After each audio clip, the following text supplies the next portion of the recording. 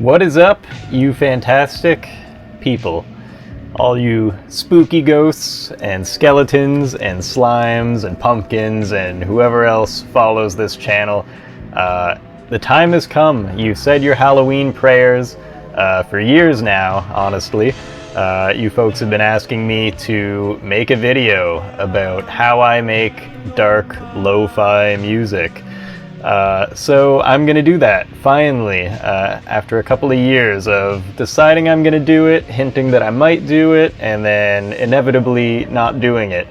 So, yeah, it's finally time. I'm dated, for those who don't know, aka Chris, aka the Weatherman, aka Bone Daddy, whatever you want to call me. I'm the owner of Ill-Advised Records, and I make music as Dated, which is mostly dark, lo-fi hip-hop music, kind of a weird niche thing, so hopefully some of you appreciate this look behind the curtain. I'm here tonight in the Ill-Advised Graveyard. This is where everyone on the label is buried and periodically wakes up to make music. I'm out of my coffin tonight, making some ill beats. I've got my glass of absinthe ready so that I can concentrate. I've got an SP202 on standby so that we can make these lo-fi beats. I'm not gonna actually make anything on it, it's just kind of around so that I can get that lo-fi energy imbued into my music. I've got a copy of Scary Stories to Tell in the Dark on hand, so that hopefully that will also radiate some energy into the lo-fi beats. And without further ado, we're just gonna get right into it. So this is probably not gonna be a monetized video. I am not gonna just find royalty-free samples and things that will not get me in trouble. I wanna show you guys how I actually make music. So I've already gone and I've found a sample online that I like. Very fittingly, it is a sample by Boren and Der Club of Gore. I'm repping them on the t-shirt. They're very good. Check them out. I've sampled them in many beats, and I will sample them in many more beats. So definitely give them a listen, support them. But this is what we're working with. This is sped up 2 times. That's something I do a lot when I'm fishing for samples on YouTube. I'll maybe put it in half speed in like the little playback option thing, or double speed depending on what kind of sound it is. So this is what this one sounds like.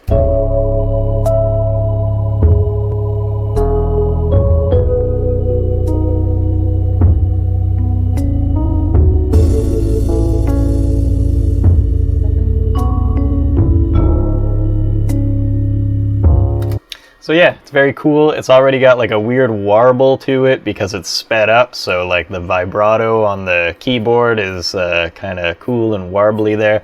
But I think this will be a good base for a song. When I'm picking my samples, there's not too much of a rhyme or reason to it. Some of the things that I look for are that it's kind of got all the layers that I need. Like if it's a really cool sample but it doesn't have any bass, it's going to be really tough to work with. You're probably going to have to write a bass line or do some like weird magic with your plugins to get it to sound bassy. I don't like messing around with that. If I can avoid it, I like finding samples that I know will kind of work right off the bat, so I can think more about chopping it up, applying effects, doing cool drum stuff. That's more what I'm about. I don't like writing synth lines for every single beat that I do. So this is what we're working with. I've already also found a little drum break. As you can see on the side here, I've got a ton of samples. This is my lo-fi folder, so this is my drum breaks sample pack. It's like the 100 or 300 best drum breaks of all time kind of thing. It's a very easy sample pack to find if you just search drum breaks. So this is what I pull a lot of drum breaks from.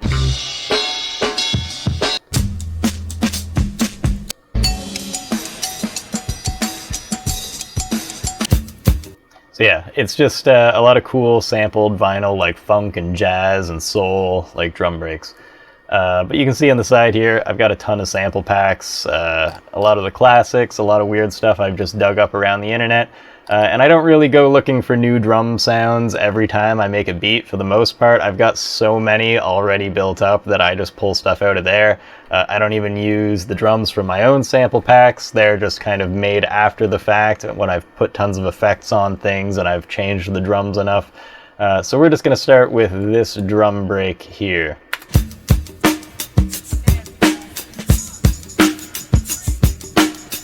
I'm going to do lots of layering, chopping. I might even bring other drum breaks into the mix, but I like pulling out one that I think is going to, you know, kind of drive the track. And if the track's not working, sometimes all I got to do is change out the main drum break and it can breathe new life into the track.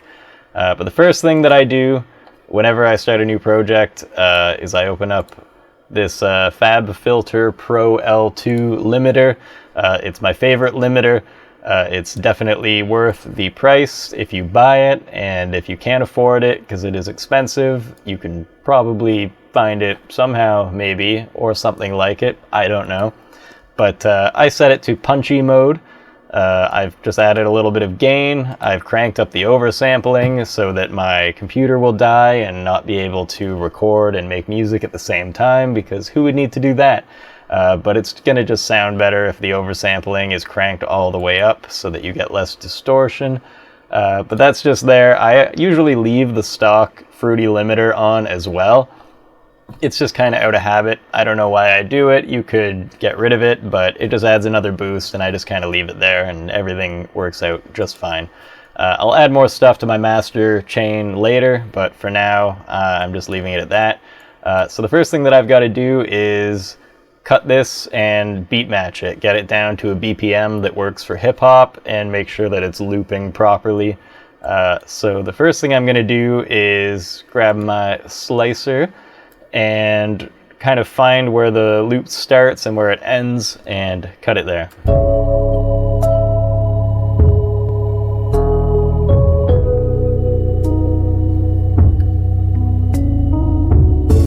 So that's clearly where it loops. And just for good measure, I'll loop it again and slice it again when it loops again, just so I can make sure it's correct. Because sometimes it sounds like a loop and it's not.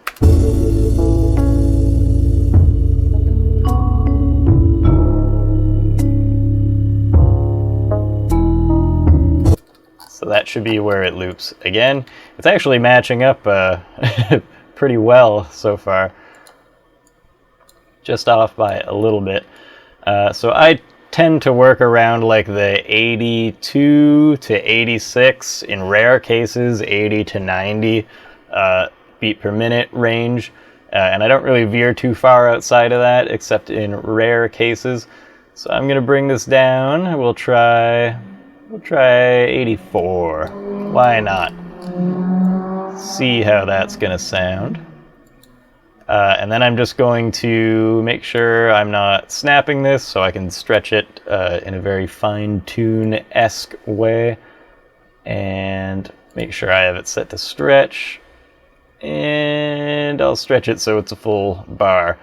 And it's going to be different in different digital audio workspaces if you're using Ableton or Pro Tools or whatever you're using. But it's all the same concept. I'm not using anything too crazy. I'm mostly going to be using plugins you can use in any DAW, and, you know, stretching and stuff. It's pretty standard. So as you can see, matches up pretty nicely. So let's hear what it sounds like now that we've stretched it a little.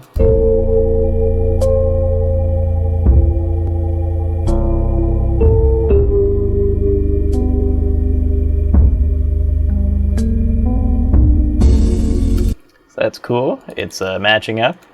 I'm going to reset the pitch because I kind of liked how it was sounding, just to make sure that I'm not losing anything.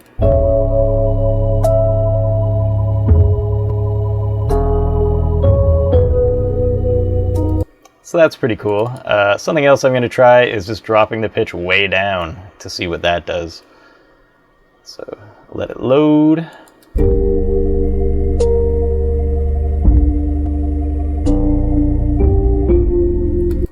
That's pretty cool.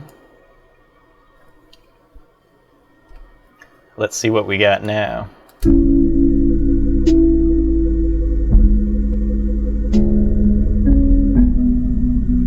Not bad, not bad.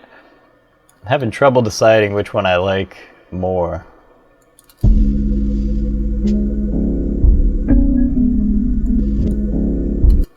That's a cool sound right there.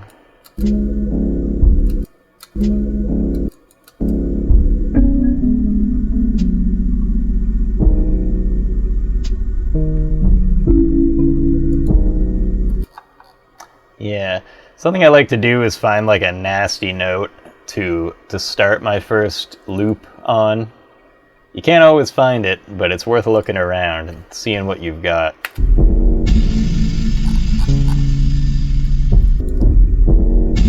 That's kind of cool.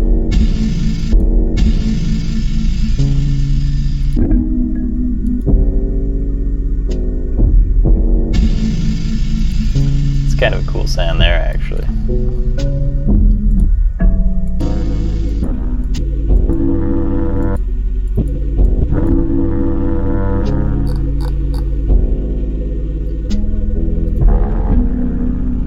Kind of like that, too.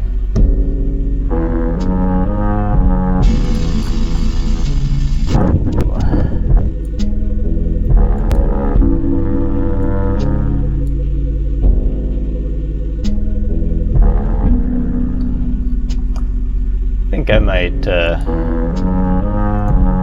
start with this area. Get over here.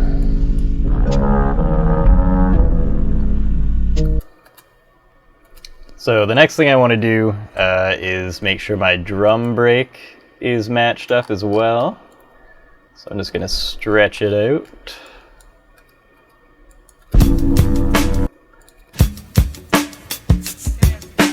Something that'll happen a lot when you get these recorded drum breaks is the kick won't right be where you want it. So just gonna trim that a bit, stretch it back out. It's not quite always where you want it, but that comes with the territory.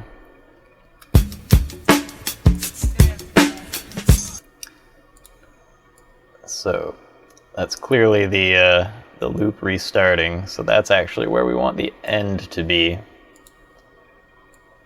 So we'll bring that in. That should be good.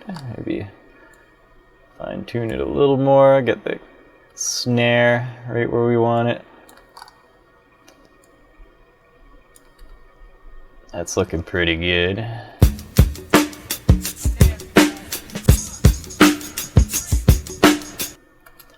Pretty cool drum beat. So now let's listen to it with some sample in the background.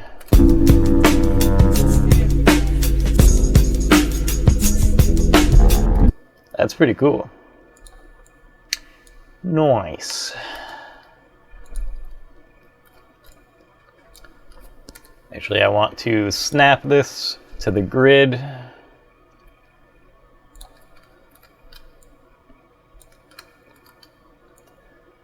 And so before I start chopping and going crazy, sometimes I like to just, let the sample play, just with some drums over it, see if any like interesting moments stand out.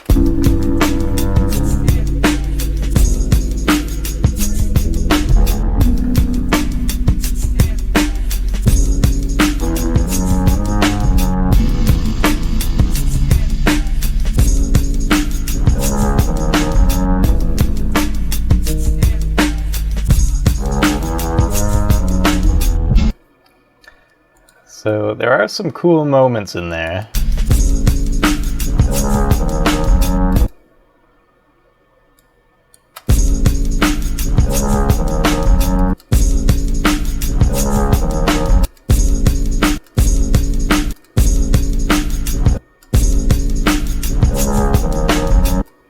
It's kind of a cool section. Let's see if we loop that a few times. Don't want to stretch it. Done with that. So if I were to slice this part,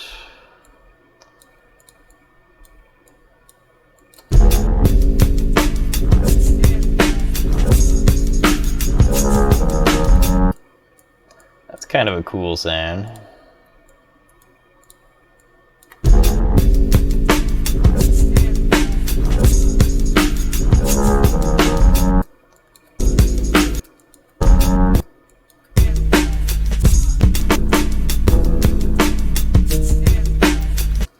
I do want to use this part. It sounds pretty cool. Maybe we do this and that.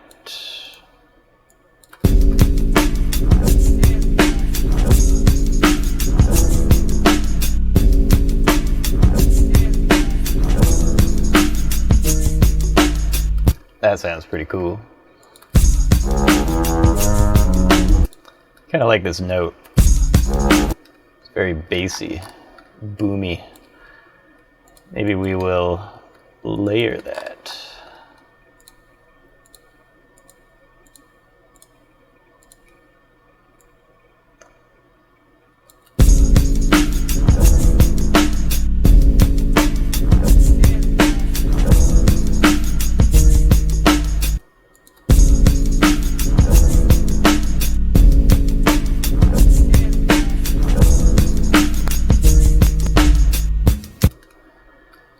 That's kind of cool.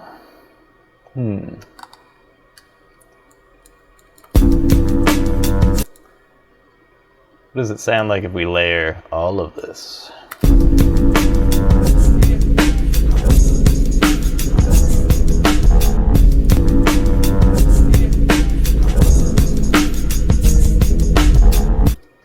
It's kind of cool.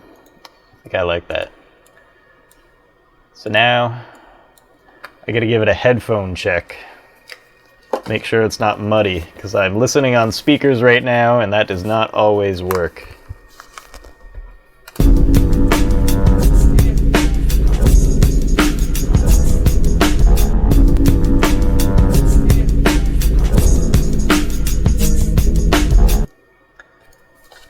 Yeah, those notes down there were too muddy. You guys could probably hear it, but I couldn't, because I'm listening on speakers mostly.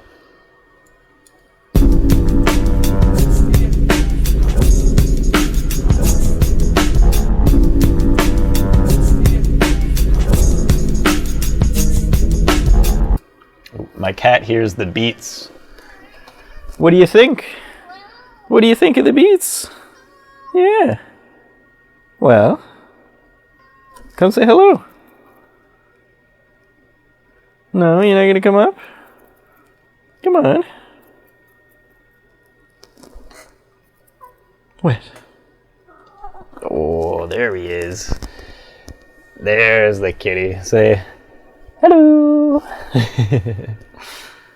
It's gonna help us make some beats. Gotta have that feral energy. All right.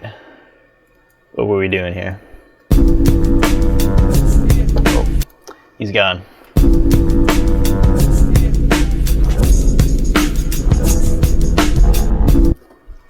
Yeah, I think I'm gonna make this mostly with the headphones on now that we've got to get this bass sorted out.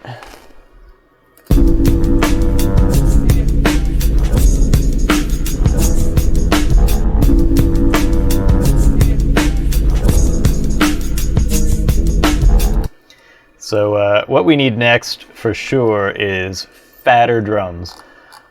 So what I always do when I'm working with a break beat, sometimes I'll bring in some other chops from some other breaks, but before I get to doing anything like that, I'm going to find a good fat kick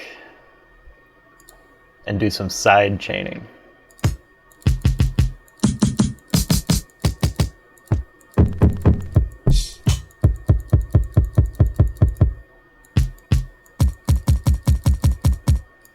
It's not a bad one, but I think I have filthier.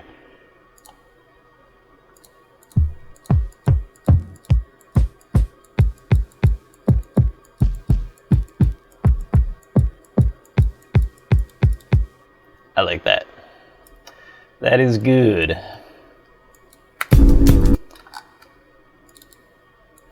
So, one of my golden rules, something I always do, is put the kick in mono. There's a million ways to do it. There's a million different stereo imaging plugins out there. There are plugins that just put it into mono. There's probably a plugin called Mono that just puts stuff in mono. I don't know. But I use, what's it called? What do I use? I use the Isotope Ozone stereo imager. It's fancy, it does a bunch of stuff, it's pretty cool. I mainly use it just for this like multi-band stereo imaging functionality. It's got some cool presets in it that I use sometimes on my master, but it's also got this handy dandy mono button. I click that, now this whole channel is in mono. So now we're going to layer some kicks. I like to listen for where the kicks hit in the break that I've already chosen, but I also like to listen for where notes hit in the sample that I'm working with, and I try to use both of those to inform where I'm going to put the kicks.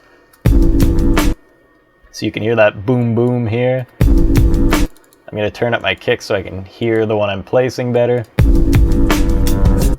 This is maybe a cool spot for one. This is definitely where one goes. Maybe. Let's change it up a little. Yeah, that's kind of cool.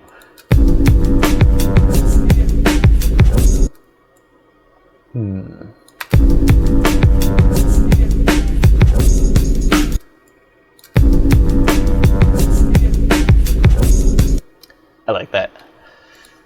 We'll stick with that. See how it sounds looped. I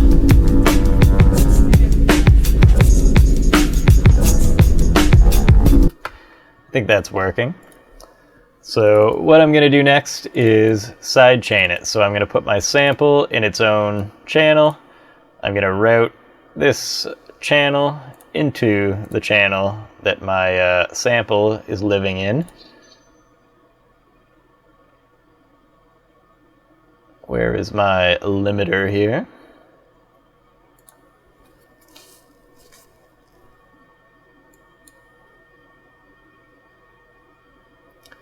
Then we're going to go to the compression tab, sidechain. We're sidechaining to channel 1. And then I'm going to crank the threshold over here, turn up the ratio, bring the release down a little bit. These two basically just determine how sidechainy your sidechain is going to be. That's all you really need to know about what they're doing. If you want a heavier sidechain, you just turn either of these to the right or left. And then the release here is basically just going to be how wide of a sidechain you have. When your kick hits, how long is that delay going to be where the sound comes back in to duck out of the way? So I like to try it with like a shorter one first, and then maybe make it a little longer if I need to.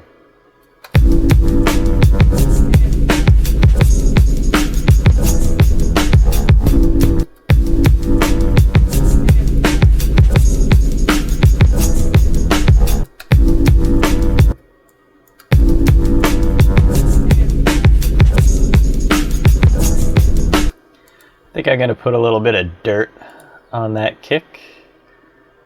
Let's crush it a little bit.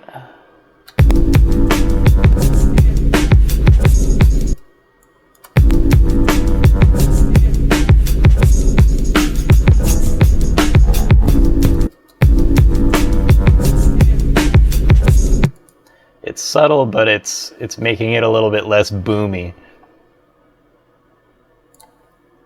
Let's try Diablo Light.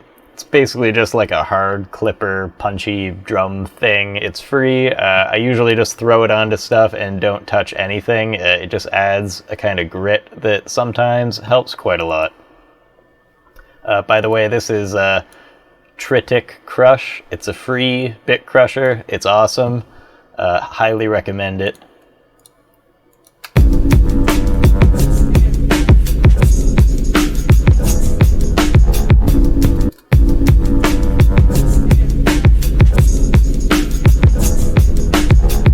Yeah, we didn't need all of that Diablo, just a little bit. Kinda makes it punch a little different, sound a little grittier. Now we need some snares to layer. So let's look for one. So also some pretty good snares. This is Kroop's Filthy Drum Kit.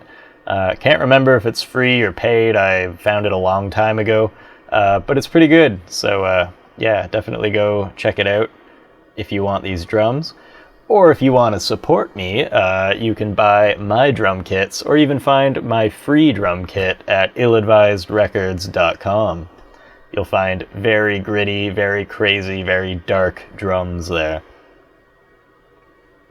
So we want not shakers, but snares. I'm a sucker for that kind of snare. It's like barely even a snare. It's like a crash perk snare. Sounds fine like that, but when you pitch it down, it gets dirty.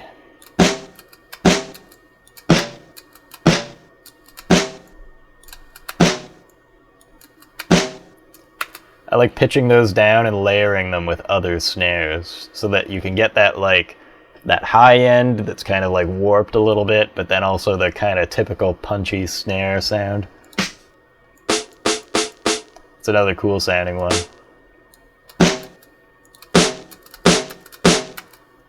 Already got a lot more slap now that we've layered those.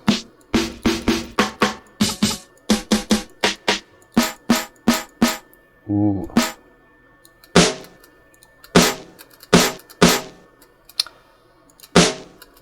I don't like that it's got that that little, like, what is that, like a shaker tambourine sound in it.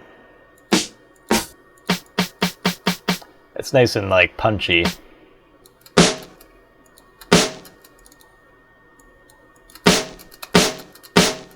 That's pretty fat, slappy sound. Now I'm going to put them in a channel together, and I'm going to grab my stereo imager. And I like bringing it a little closer to the middle, getting wider as you go out to the high end. It kind of glues all the sounds together. You can use, like, you know, compression to glue them and things like that, but I'm gonna throw a little bit of bit crushing on them.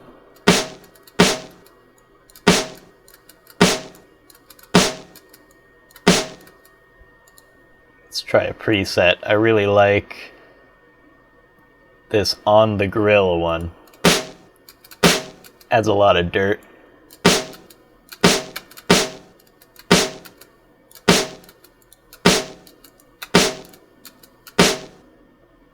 I think we need too much of it. Then I like putting a little reverb. I like to bring the size down so it's not super wide. And then I just turn the mix down because we don't need a lot of it. You probably won't even hear a lot of that when it's playing, but it helps kind of put it in the mix somewhere. So let's hear how that sounds. It's pretty slappy. Let's turn it up. Let's clip. Higher. Maybe a little lower.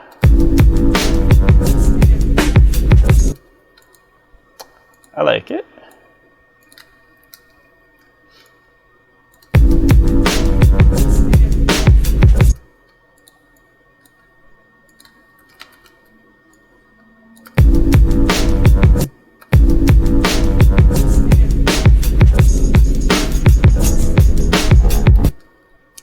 I dig it.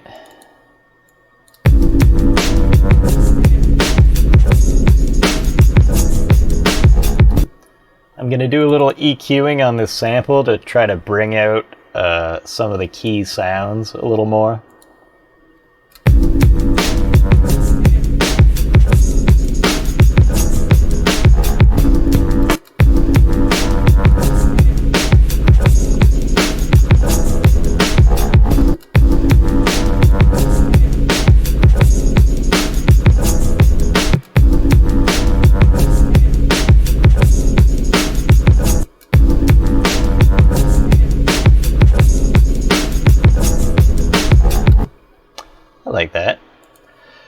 Now, back to our master. Something that I like to do on every track is throw on a compressor.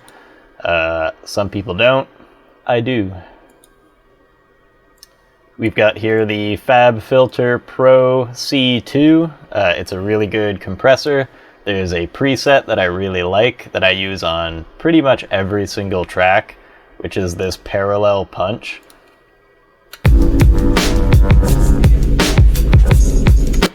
All I really mess with on this is the threshold. As you bring it up here, you're basically going to get more of your bass leaking through that's not ducking out of the way of everything.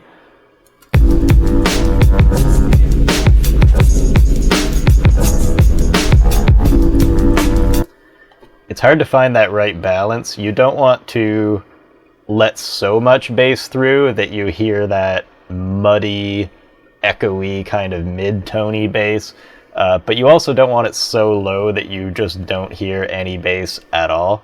I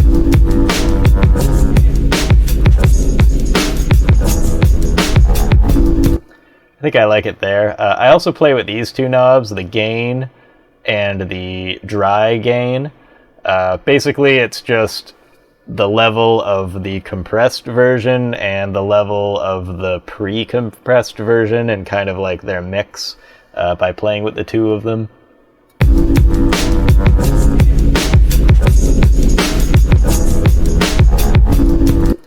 I often like to bring the dry gain up a lot because there's a lot of good things happening in the pre-compressor version of what I was doing. And I don't want to lose all of that, but I do want to like boost certain things. So I've got the wet gain turned up right around where the dry gain is so that we've kind of got the best of both worlds happening at the same time. And it brings the level up overall, so it's kind of squishing it into that limiter that I've got set to that punchy setting, so it's doing a little bit of work as well. And then sometimes I'll play with the gain on here to try to push it as much as I can without losing my dynamics and without losing any like key bass frequencies and things like that.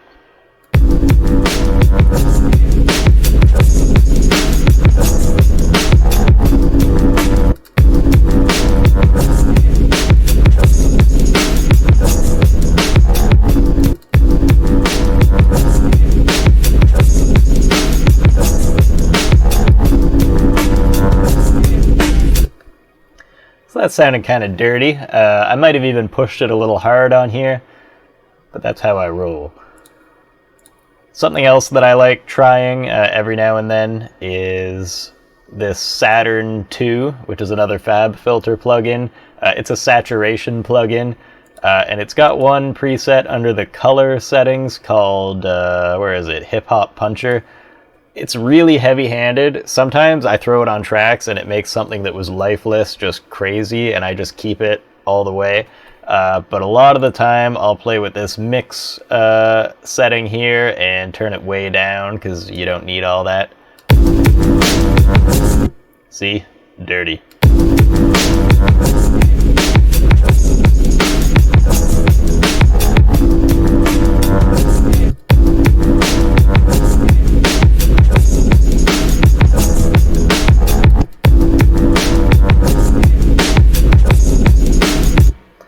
Probably going to leave it around there. This is just turning down that highest band. I don't want quite so much saturation on the high end because it was already getting a little too crispy. I want that bass to come through. And I've got it set just to like a 9% mix. It's adding just a little bit of sauce. So now we're going to just get back into the drums. I want to mix in some more drum breaks, I think. And actually, something I like doing a lot is putting another like high-end loop over the breaks. I've got a folder here somewhere. Can't remember which drum kit it is, but it has... Oh yeah, so it is also the Krupp's Filthy Drum Kits. It has these hi-hat loops. I really like these.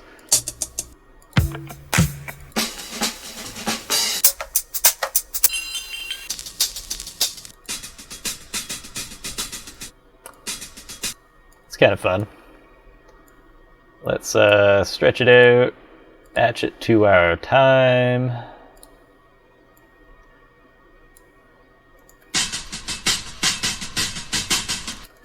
See if it even matches our drums. Sounds pretty cool. I want to snap back to my grid.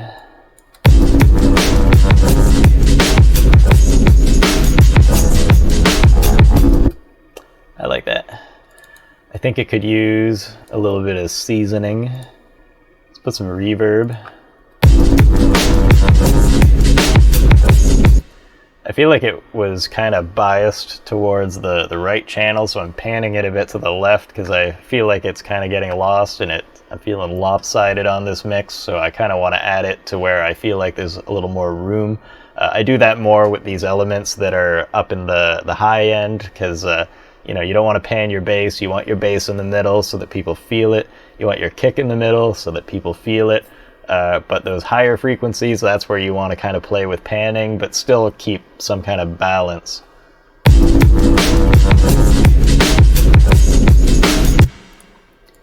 Maybe even a little delay.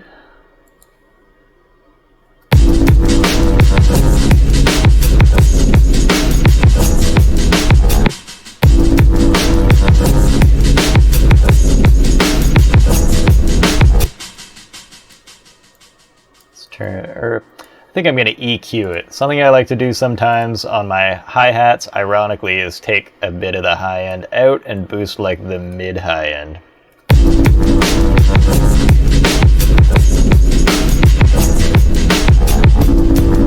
And we don't need all this low end. We don't need this garbage, this filth.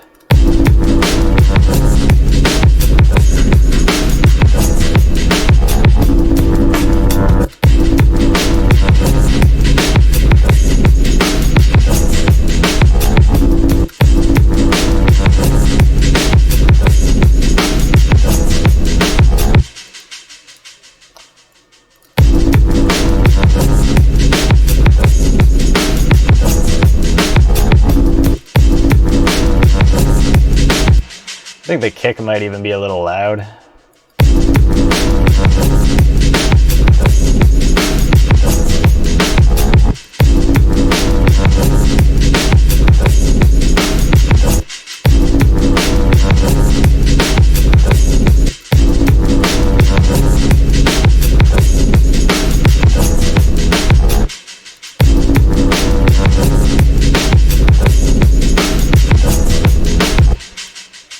Something that can be really fun to mess around with, now that you've already got your main sample ducking out of the way of the kick, is you can take things like the hi-hat, where is it?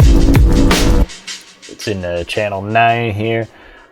We can stop it from going to the master and instead toss it into the bus that our main sample is, where our side chain limiter is, and now it'll duck out of the way of our kick too. And I like messing around with different layers, making them duck out of the way of the kick and seeing if it adds something or takes something away.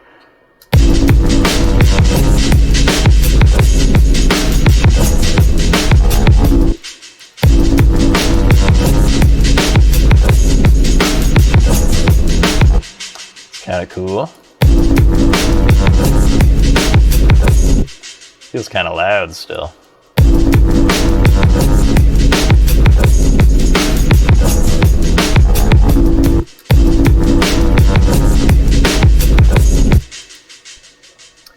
I think I might turn the gain up in here a little bit.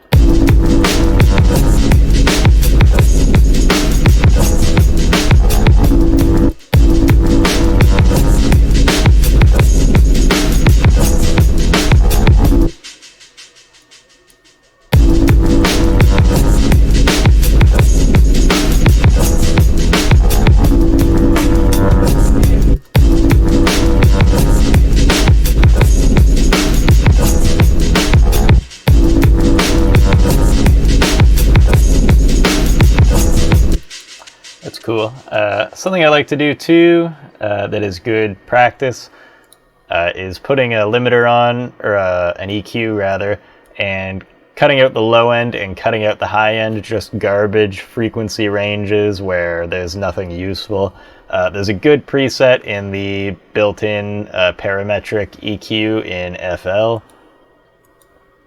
It's just one of these. It kind of depends on what song you're working on, how much low end you want to keep.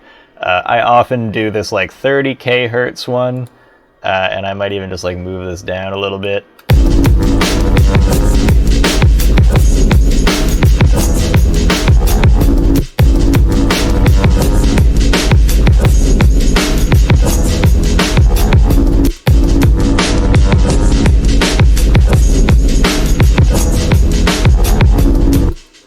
I like it there.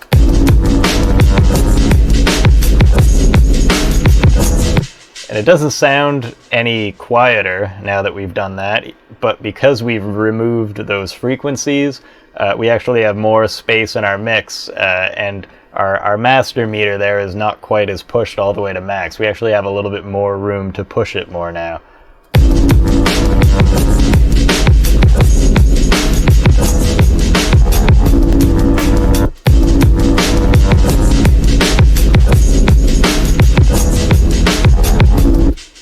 I think I'm liking that. Something I like to do too sometimes is put a stereo imaging plugin on my master and try to kind of glue some frequencies into their own respective area of the stereo spectrum. There's a preset I particularly like on the Ozone 8 imager called Tight Low End, and sometimes that just helps bring that bass more into focus.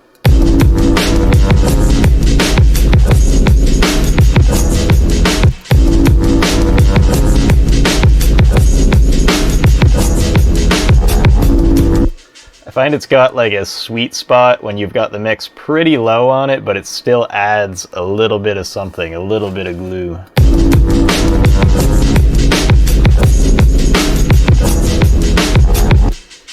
I like where that is all sitting in the frequency range. Without headphones, I probably couldn't even tell, but on here, it just feels right in the middle of my brain. That's how I know the bass and the kick are hitting in the right spot.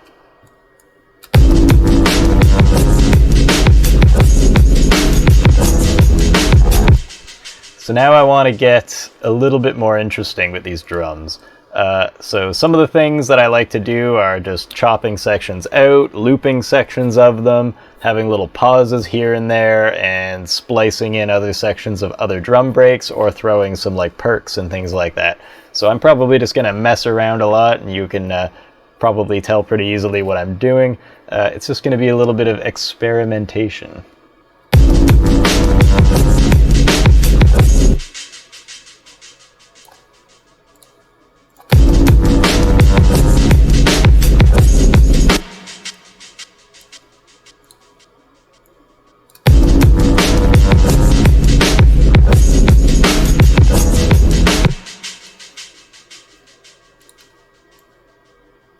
We'll do some chopping while we're at it too, add a little bit of interest here.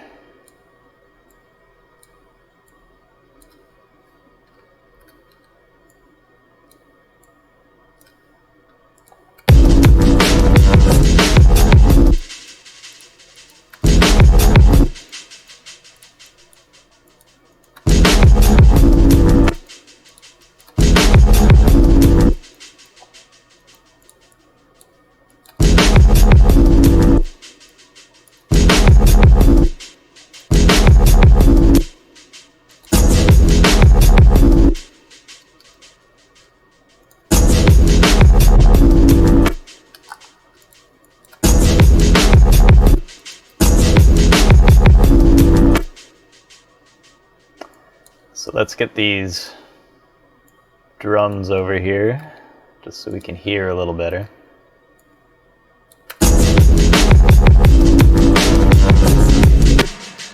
I try to focus on like a small section of the drums at a time, so that way I don't have to like apply a million edits to a bunch of other loops that I've already like pasted down. But I copy and pasted this just so I can kind of hear how the next bar hits, to make sure I like how that kick sounds when it comes in after this little like loop that I did.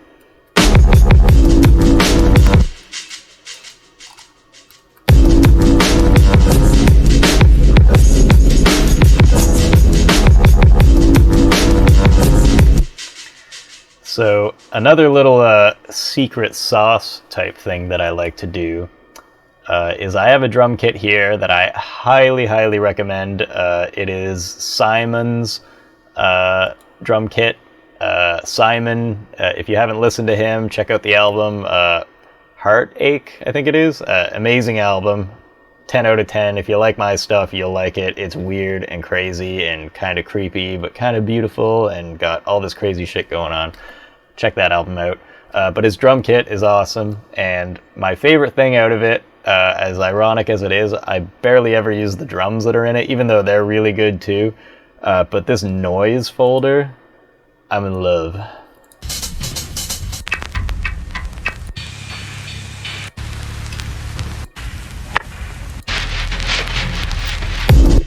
Yeah, lots of cool stuff there. So I'm going to pick one of these and I'm going to use it in the track to add a little bit of texture.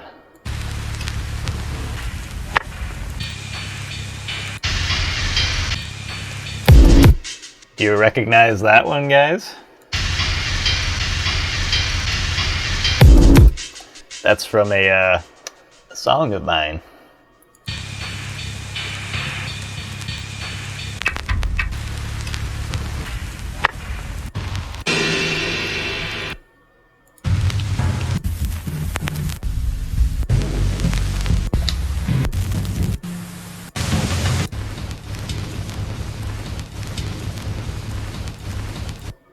Sounds pretty cool. So I'm going to use it kind of like you would use a vinyl static kind of sound. It's got a lot of similarities to that, but with a little bit more charm, a little bit more character, a little bit more texture. Yeah, I'm going to chop it up and loop it. I don't like letting it run too long because if you just layer it like I've got it here in the song, it will add character to your song. It'll add a layer, it'll add some interest. But when you loop it, and especially when you chop it smaller and smaller and smaller, and you loop it in shorter intervals, it also adds like a rhythmic element to the song that can give a lot of like motion. So that's what I'm going to do, and I may also toss it into that channel so that it ducks out of the way of my kick, so that it adds even more movement.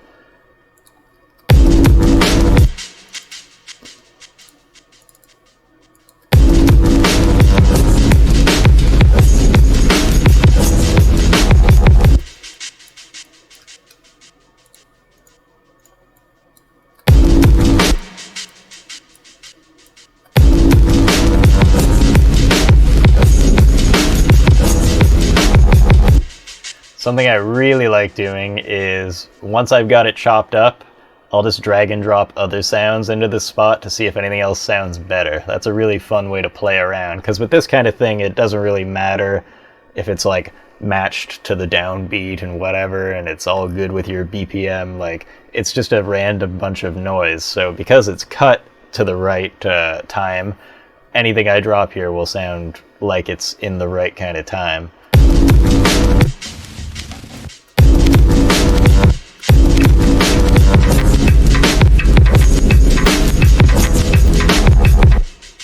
That's kind of cool.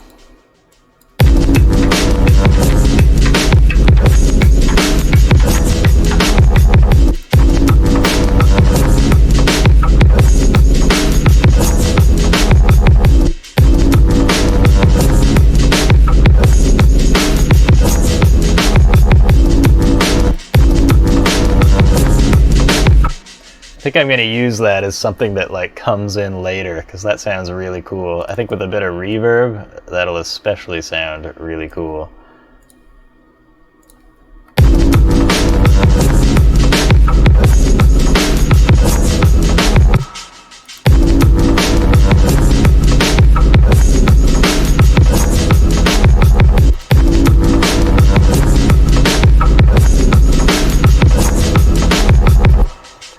I really dig that. I was panning it a lot to the other side because it was just way in one ear, and I want it to be a little bit more even and spacey, not just lopsided, because then I got to balance it with something in the other channel, and I'm lazy. I don't want to have to do that. I'm not a mix engineer.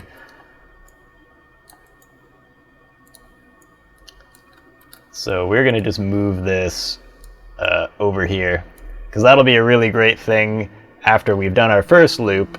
It's going to just add that other layer that keeps it from getting stale. Something you hear all the time is people make lo-fi hip-hop and they just have like this one loop that just loops and loops and loops and loops and loops. And my best advice for tackling that is to treat your whole song the way you treat your little loop that you've got. Like, you can spend so much time on your loop, like, ooh, I'm gonna pull the kick out here so that it has like this little bit of interest at the end of my loop, or I'm gonna, you know, add a cool hit at the start, or I'm gonna chop something so it repeats a little bit. And there's lots of little things you can do to add flair to your loop, but you can zoom out and apply that same kind of thinking to your entire song. You can think of your whole song, the whole collection of loops, as being little pieces of an individual loop. And you can pull all your drums out randomly. You can add one more layer of hi-hats. You can throw a high pass or a low pass filter over it. You can you know, rearrange bits and bobs here and there, and that will make your overall song have movement and have different moments that make you anticipate the next moment, or give you a break from something that you've maybe been hearing too much. So that's what we're going to use this for. This is going to be a little bit of audio interest later on. But now we got too carried away with that, and I've got to find some cool noise again to do what I was already doing earlier.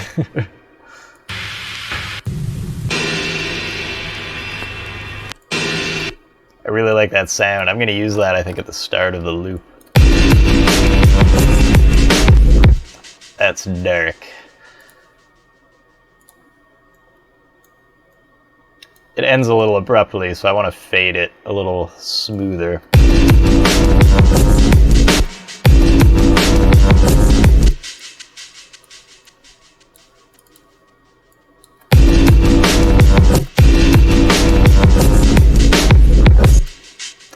That's cool. It might benefit from some reverb. I know I've got other channels with reverb, but I'm terrible about this. I just add everything to a new channel, even if I'm using the exact same effects. Don't at me.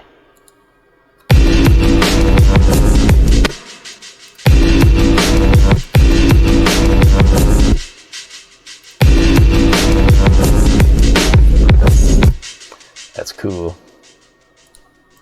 I think that'll be something I save for just the start of every bar, not do it like too often.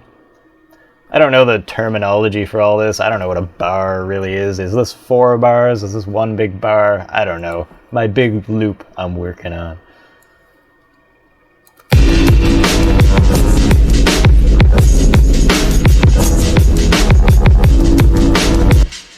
I think I need something at that midway point, but I don't want to just use the same sound again. I want like a different sound.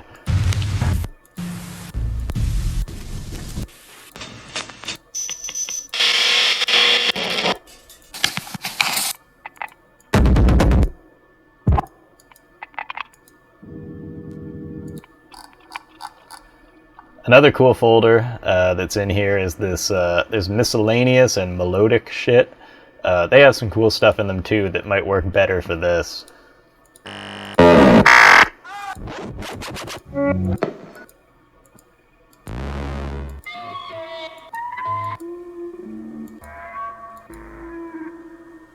like that sound. We'll give it the reverb too. And I think I want to normalize it so that it's loud. That might be cool with like a panning effect on it. So I'm actually gonna make another channel with more reverb, but also the pan-o-matic, which is just like an automated panning thing. Comes stock. If I can find it. I can't find anything on here ever. Pan-o-matic. Set it to pan. It's going a little slow. I think we probably want fast panning.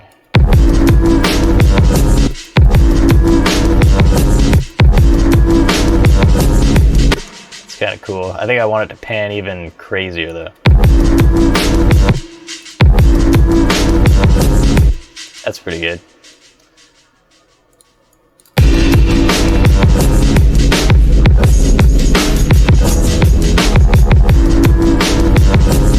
I think I want it to start more on the other side though.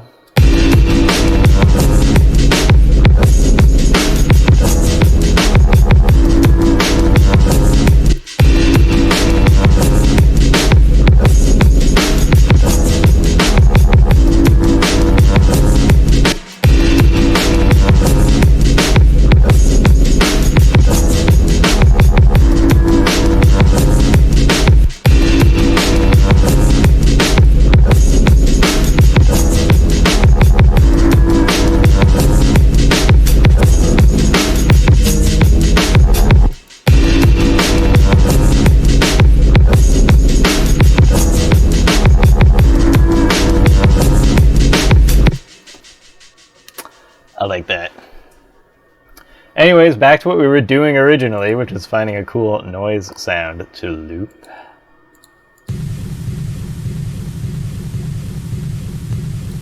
We've got a lot of elements now, so I'm actually going to go with like a pretty generic, almost vinyl crackle kind of sound. And it's going to be really subtle and just in the back, barely audible, and I'm going to sidechain it to that kick.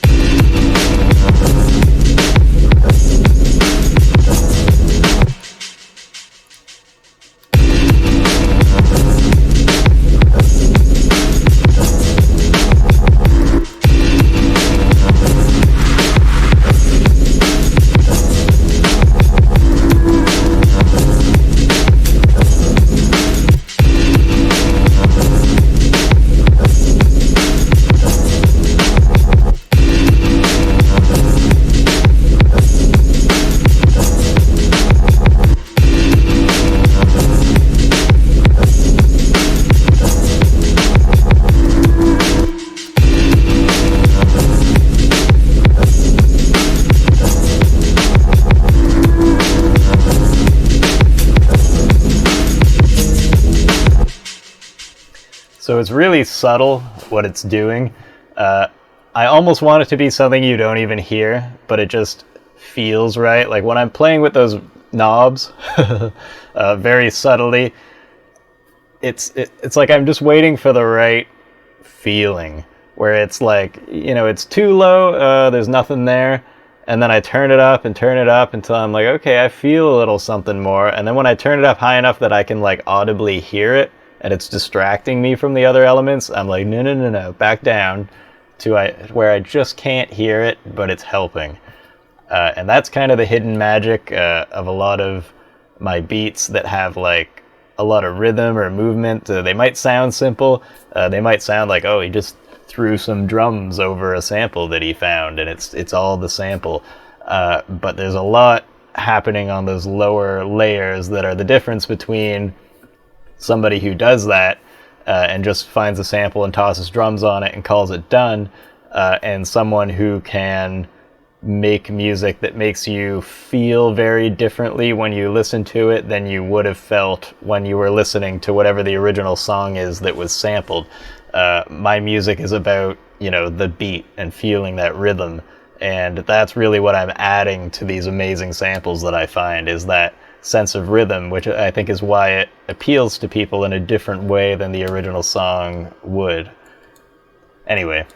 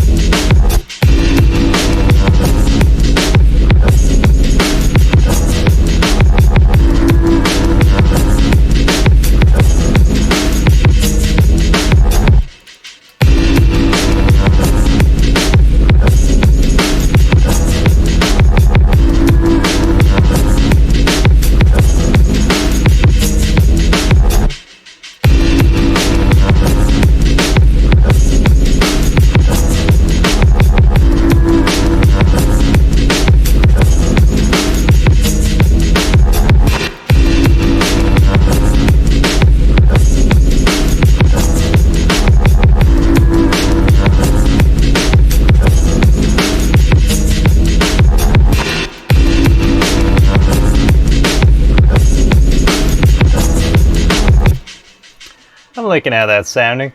I don't think I even want to add a lot of other breaks chopped into this, because I'm kind of liking what this is doing. And I don't want to mess with a good thing. So now I want to hear what it's going to sound like when this other element comes in.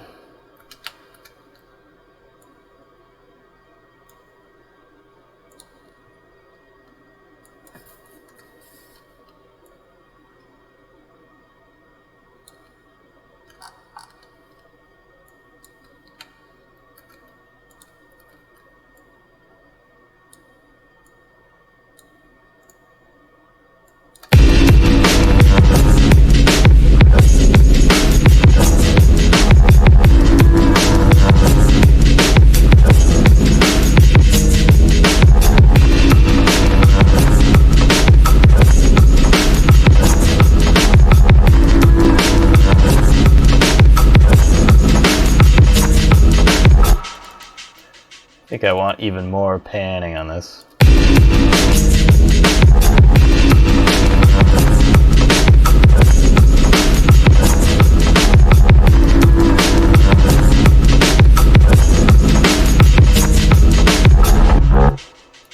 That's kind of cool. So now I'm going to show you guys something really fun that I like to do. This is what I do when I'm like, I'm not creative, but I want to do something that seems creative. I'll just loop my thing. I got my sample all chopped up and it's doing its thing. So what I'm going to do is highlight my sample in this new loop here. I'm going to make sure I'm snapped to the grid so that I can, like, you know, go by full steps or whatever, so I don't lose my timing too much. I'm going to use this like scroll tool, and what this lets me do is kind of move the sample around, if it'll do it. Oh, there we go. Lets me slide it around inside of here. So what I'm going to do is just drag this to a new position, and my chops are going to happen with the same time, but it's going to be different kind of sections of this sample that are now triggering with that same kind of rhythm. And you can just slide this all over the place and find cool things that you didn't really listen for. And sometimes you can find really quirky, weird stuff. And that's what I like to find. So we're just going to mess around for a little bit and find like a cool new loop. And I try to still make it like start, you know, in a place that makes sense if I can.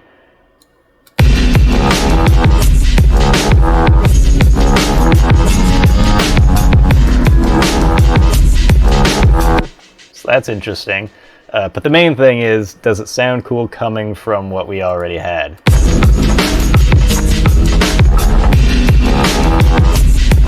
Not really.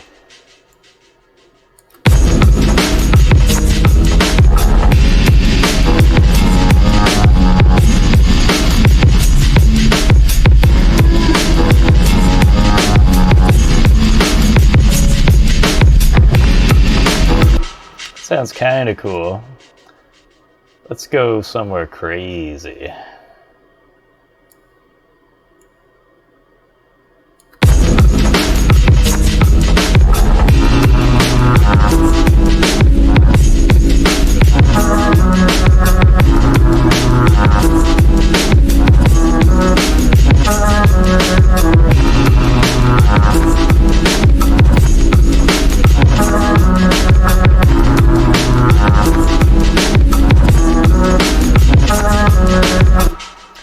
I'm liking that. I think it needs a little work, but I'm digging it. This part here gets kind of weird. So let's see what the culprit is.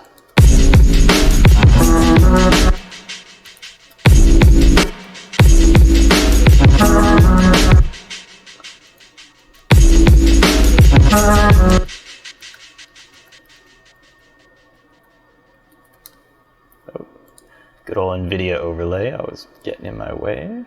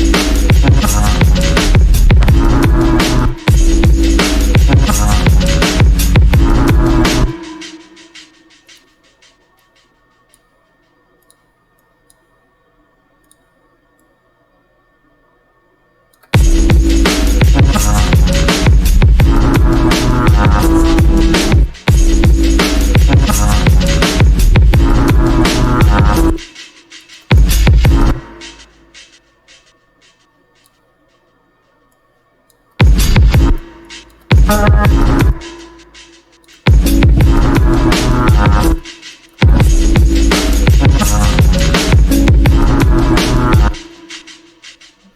kind of neat. I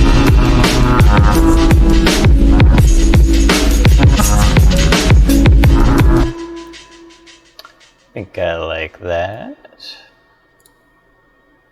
Let's loop that part because it's all sounding pretty good. Wrong tool.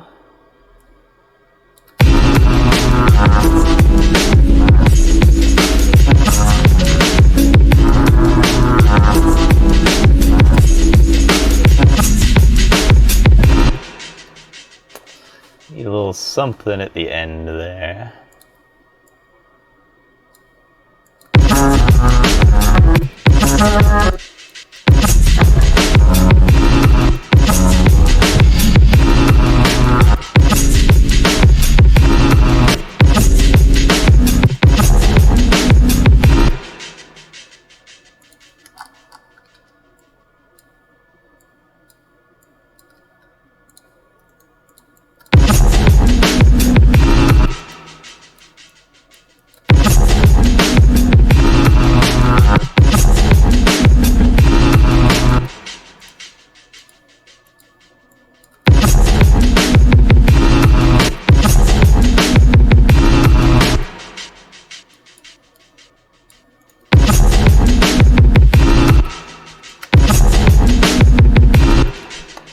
I like that.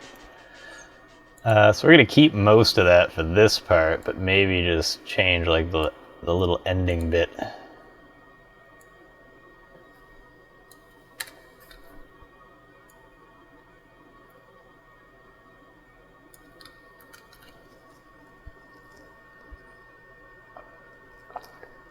Some creativity juice, some age-appropriate drinks.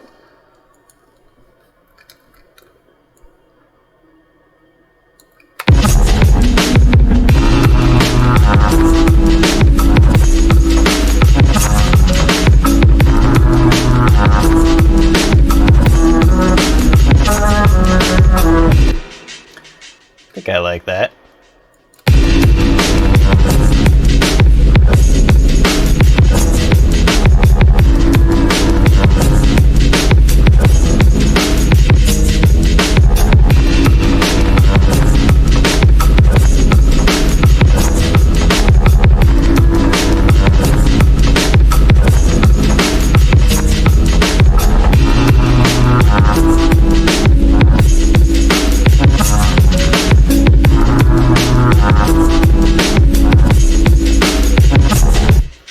Something that might be really cool here is to change this break out completely with a different break that's like a little lighter, has like a different vibe.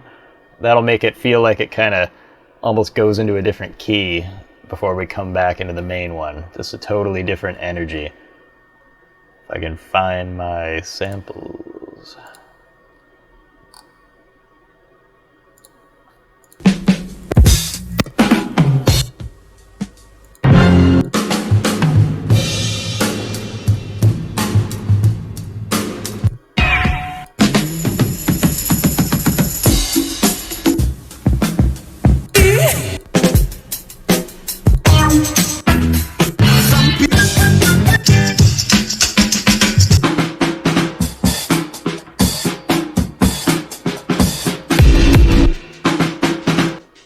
That might do it.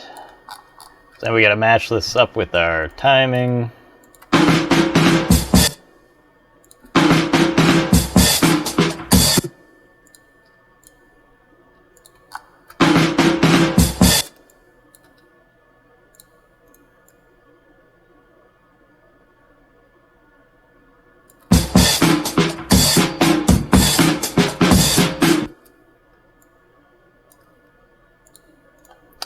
Just use this last bit because I like the kick a little more in it.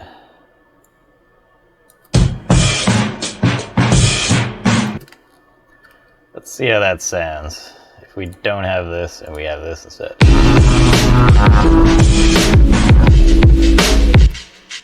That's kind of cool.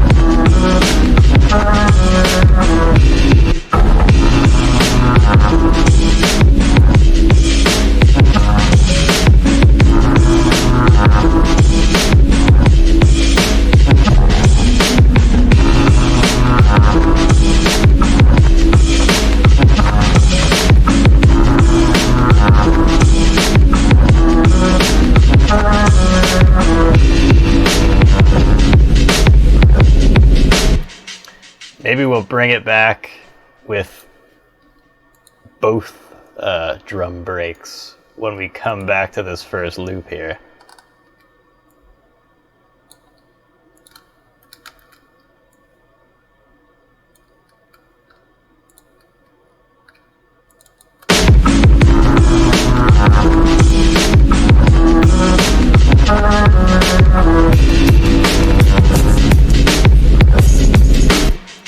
I forgot to add it. That would help.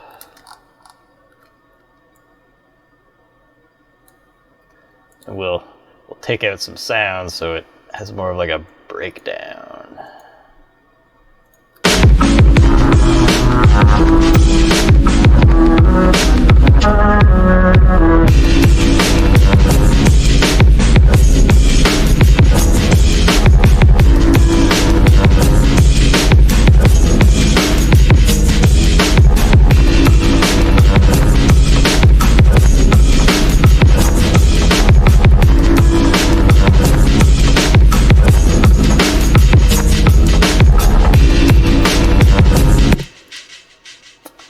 And then we'll just loop this a couple more times.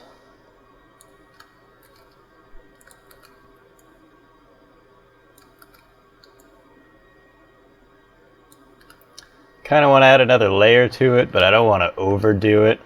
It might be good just to loop it. Let's kind of hear what the song is sounding like. And I'll add like kind of a fade out and maybe like a little bit before it starts, just so we can hear like an actual song. So I'll just remove some random stuff here so that it kind of winds down.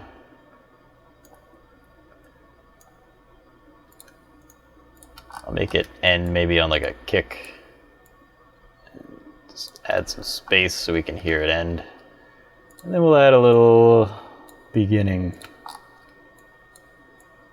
But maybe it'll just be the tried and true extend the opening sound and add a filter to it.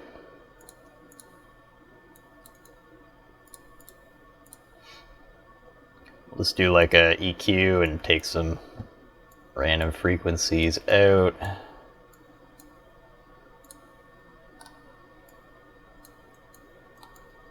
We're just automating it. Oop, my timing's a little off there.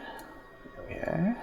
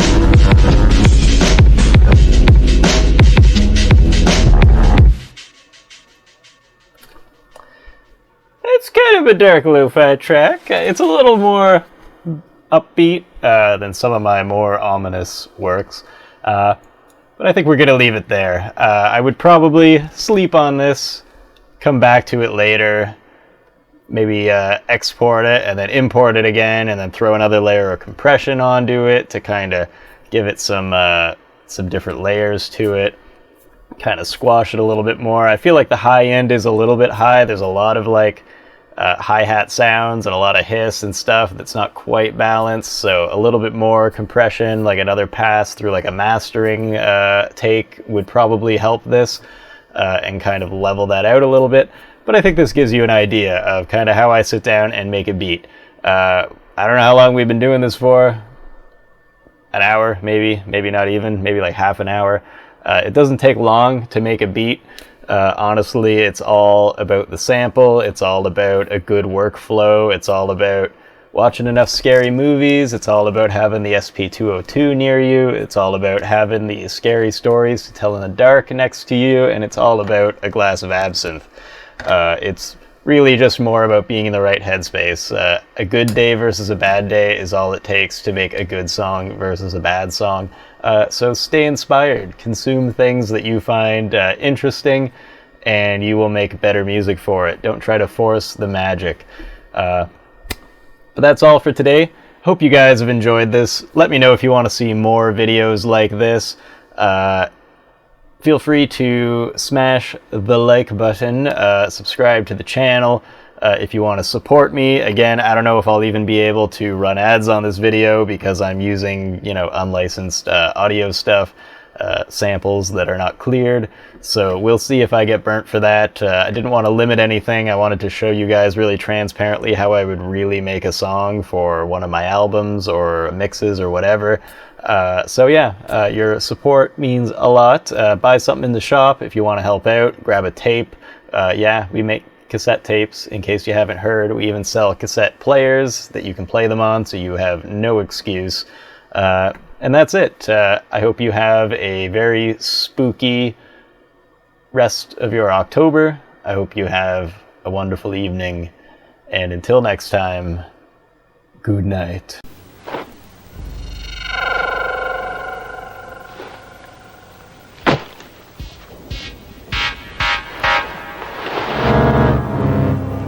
My God.